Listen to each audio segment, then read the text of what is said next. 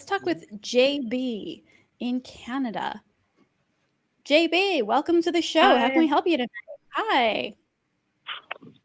Hey, I'm all right. How are you? Doing good. It says here you wanted to celebrate something with us. Yeah. So my new year, I guess, came off to a good start because I did it. Sorry, I'm getting ahead of myself. I came out to a couple of friends as trans FTM. Nice. Hey, Congratulations. It was the best thing because it was like as casual as it could possibly be, which I think was the best way that I could have done it. Mm-hmm. Nice. I basically just asked them like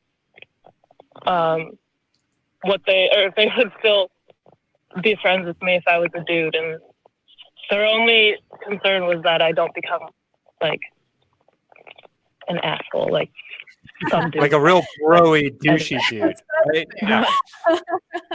That is so awesome, JB. May that be I'm true so of all happy. of us. Right, yes. No excuses for being an asshole, unless you actually are. No, absolutely. Oh my gosh. Did you also have a question for Alice tonight? Yeah. I just was wondering like how the sex work industry is able to follow COVID regulations. It just seems like a very difficult industry to be able to do that in, I guess.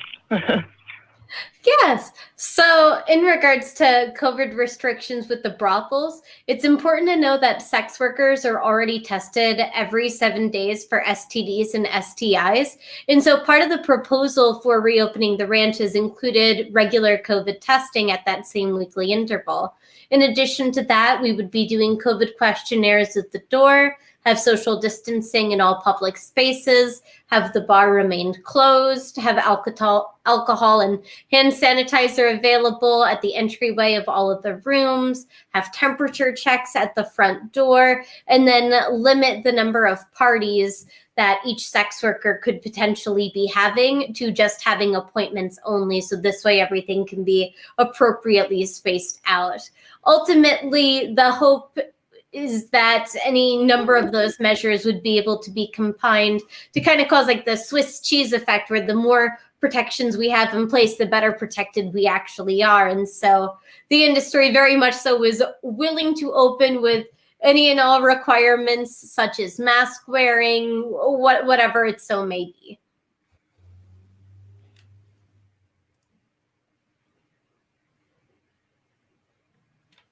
How does that strike you, JB? Are you still on the line with us?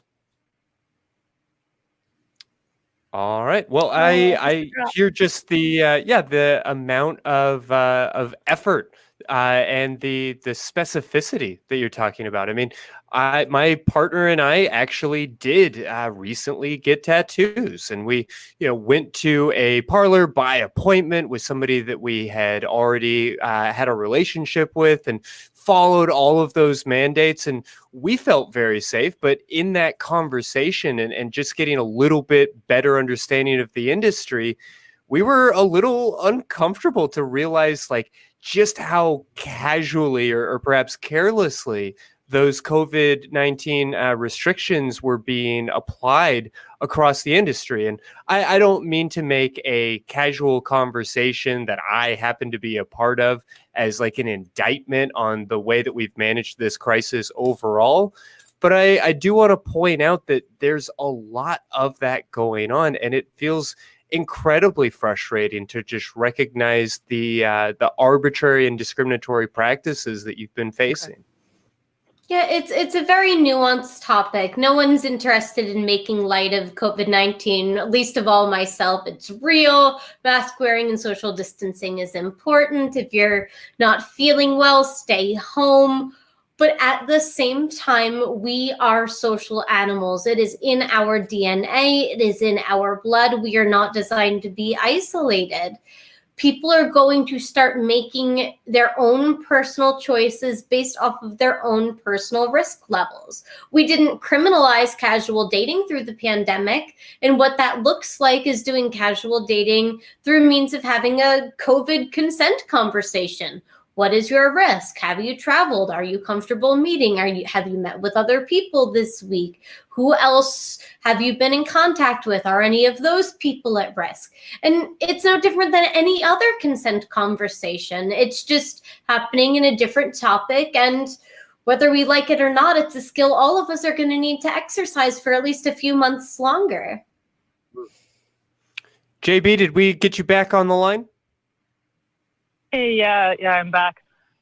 I think it cut out like halfway through your answer the first time around, but yeah, you make a really good point about like the casual dating thing, because like that, like obviously that's not something that like can technically like really be criminalized, or like, I mean, it can be frowned upon, but they can't really like just shut it down the way they can with sex work, which is like if you're taking all the precautions, it doesn't seem like necessary or fair to be so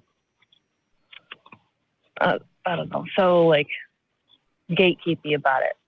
Mm-hmm. Yeah, that's a fair consideration. I mean, just being a therapist, being, kind of privy to some of people's sexual secrets and stories, I've definitely had a lot of conversations with some folks who have made some pretty questionable Tinder decisions throughout this pandemic. And, no judgment, that's a part of life, and everybody can be responsible to mitigate those risks. But the idea of a regulated industry not having that same opportunity is very frustrating. So thank you so much for calling, JB. I'm sorry if we kind of got off track because of the technical issues. Did you have any other questions or anything else we can take care of tonight? No, I think that's all for now. Yeah. Well, thank you so much for calling in, and congratulations again on coming out to your friends and having them be supportive. That's wonderful, and we're all so happy to hear it. So thank you for calling in with good news. We love it when our callers. All right. Thanks. Have a good night. Have a good one.